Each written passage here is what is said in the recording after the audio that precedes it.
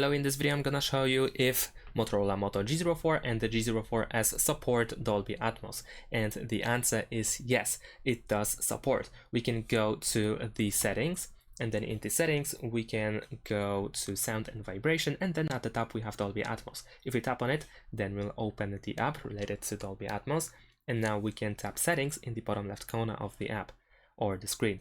And over here, as you can see, we have several options. We have smart audio, which is set by default, and pretty much the smart audio identifies the content and performs automatic adjustments to deliver the best sound.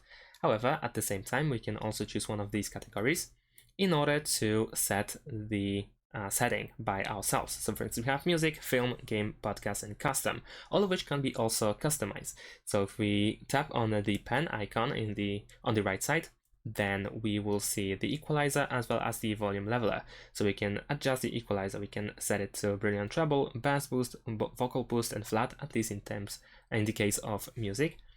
And if we go to film, then we also have similar options, and we can also set it to custom. So we can tap on the pen and have a manual equalizer.